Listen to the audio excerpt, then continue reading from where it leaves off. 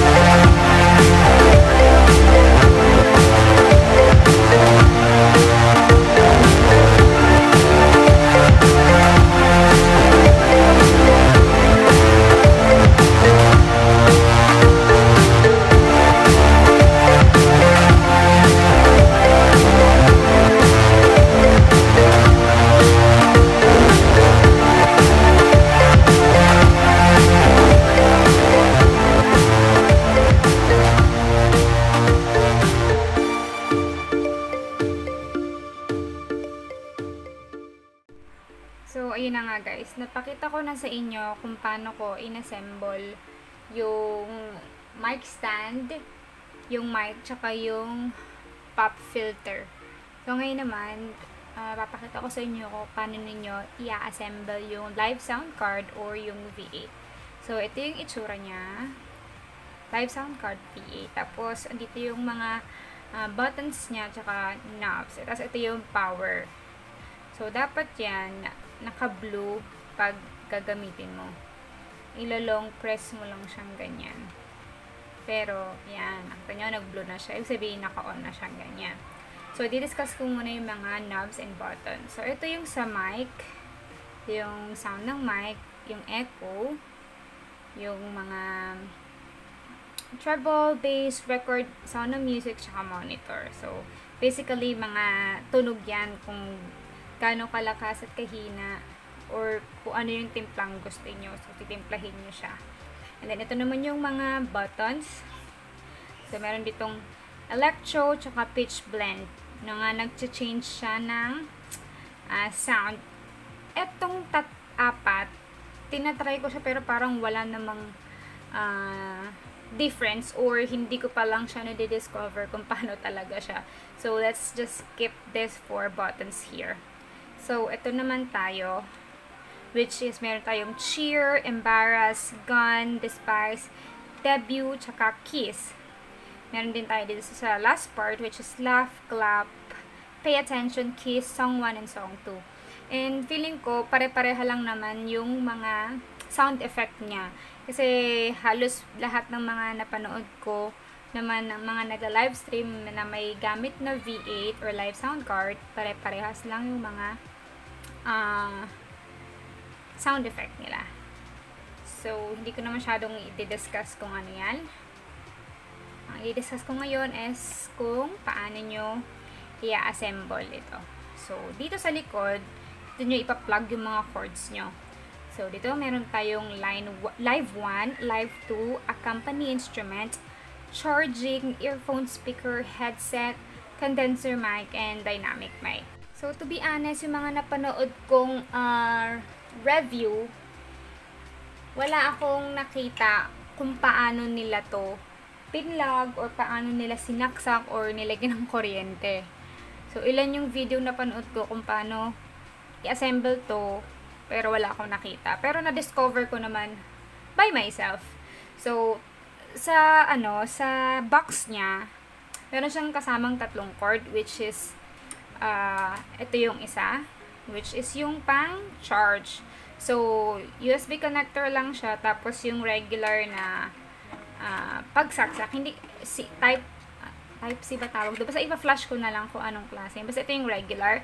So, dito mo siya ilalagay sa charging. So, pwede mo din siyang isaksak sa computer, or pwede kang maglagay ng mga saksakan sa mga charger, yung mga pina-plug lang. So, pwede yon, dito mo siya ilalagay. Katulad nitong ganito. So, isasaksak mo lang siya ng ganyan, and then ipa-plug mo lang sa saksakan or sa kuryente. So, ganyan.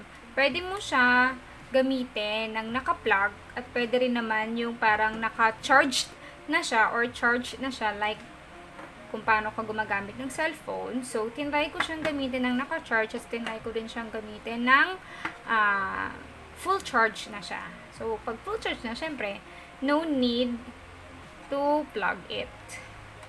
So, ayan. So, say for example na-charge mo na siya. So, kunwari off lang natin to. Ayan, long press lang to on and off. Ayan, mga 3 seconds lang. Ayan. So, ayan, naka-off na siya. Tapos, press mo lang siya ng mga 3 seconds. 1, 2, 3. Oh, see? Dapat magbublo siya. That's the indicator na naka-turn on na siya. So, ito pa yung 2 other connectors na kasama niya. So, dalawa siya. Isa for live 1 at isa for for a company instrument. So, kahit ano naman dito sa dalawang charger na to. So, kung mapapansin nyo, iba yung isang mapapansin nyo, iba yung isang charger kasi ito yung pang charge. So, let's just set this aside. So, ito yung connector dito sa sound card. So, ito, pareha siya.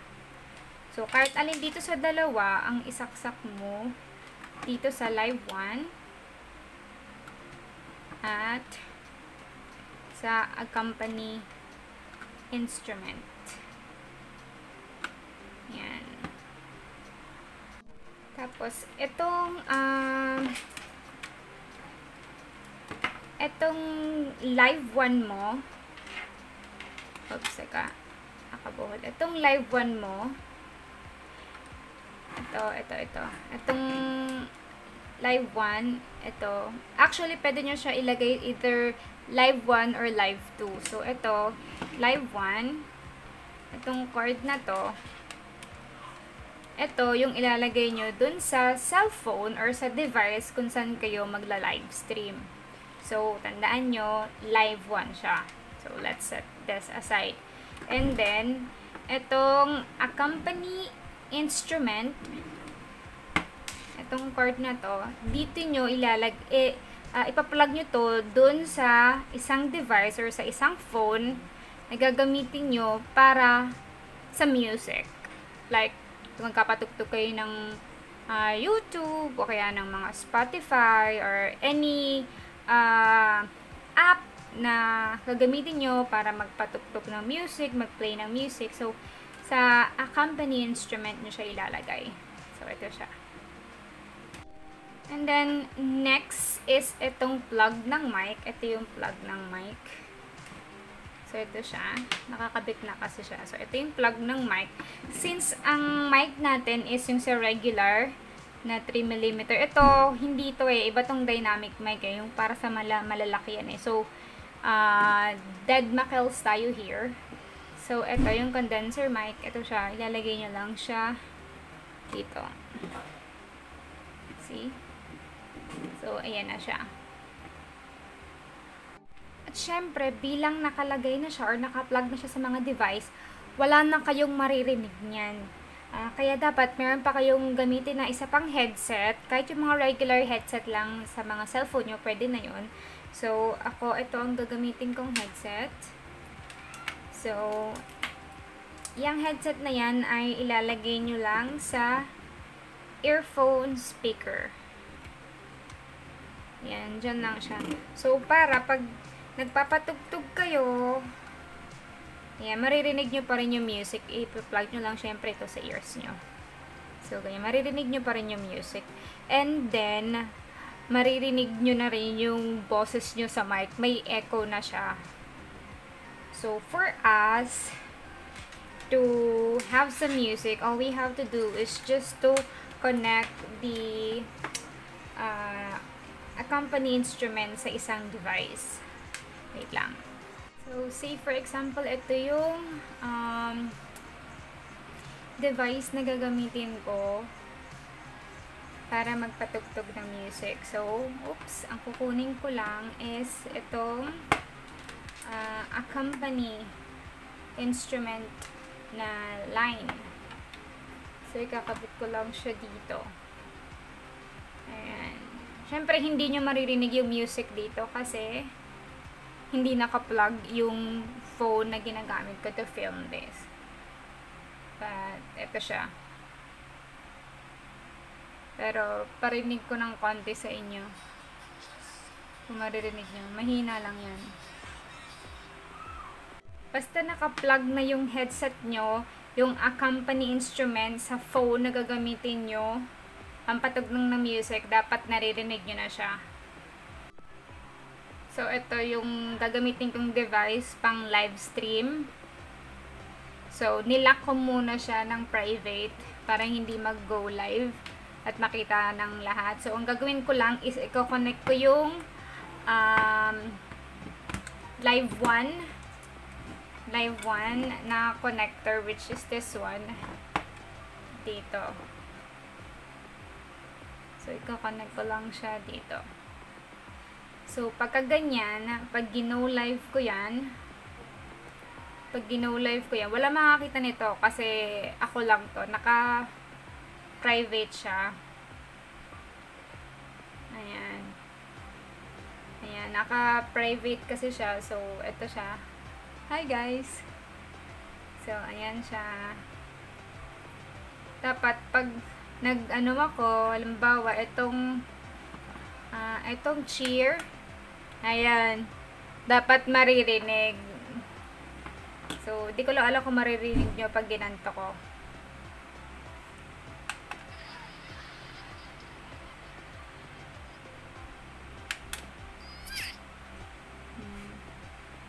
Dapat maririnig nyo na lahat. So, ready na kayo for live. Ito, ano na to? Live na to. It's just that sinet ko lang siya ng private kaya walang nanonood. So, ayan na siya. And the application that I'm using here is Bigo. So, ayan siya. So, ito guys, nakakonect siya. So, paparinig ko lang sa inyo yung mga sound. So, dapat, itong sa recording, naka-volume yan. Para ma-record siya sa phone nyo. Yung monitor, makakontrol naman siya. Treble, ganyan. So, lagay lang natin yan sa gitna.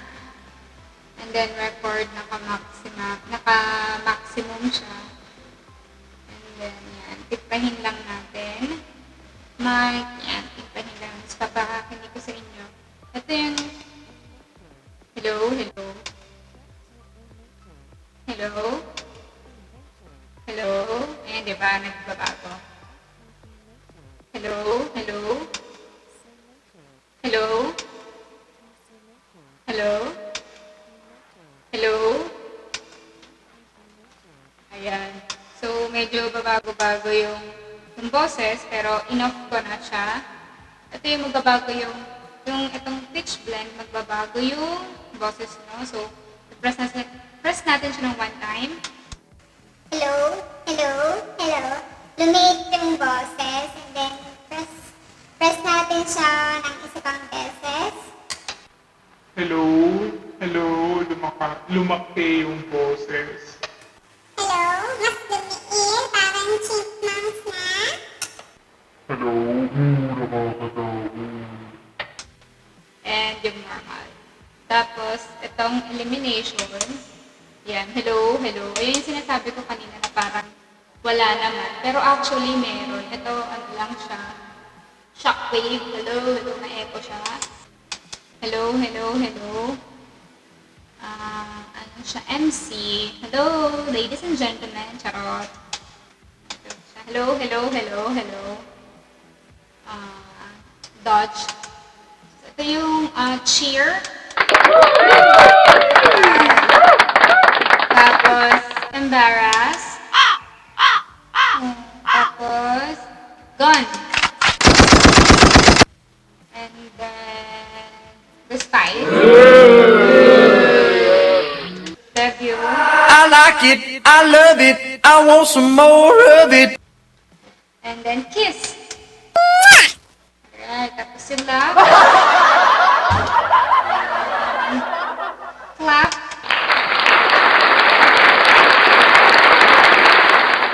Pay attention.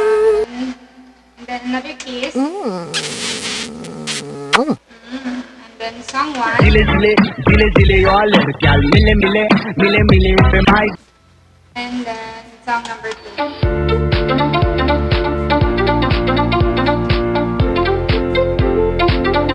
Alright, so ayun yung mga sound effect dito sa V8. Na kayo if yung capture ng audio kanina is medyo maingay, yun ay gawa ng nakasandal yung phone sa computer. So, bumabalik or gumagaralgal yung sound. Tsaka, feeling ko sa pag-set up ko din to ng mic. So, ayan. Try natin kumanta ng very quick.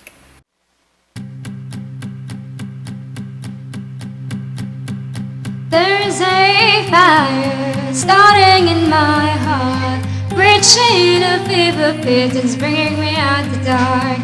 Finally, I can see you crystal clear. Go ahead and tell me how the knowledge should bear. So that will be the end of this video. I hope you find this helpful and informative and learn a thing or two from this video. And there will be a part 3 which will be the last part.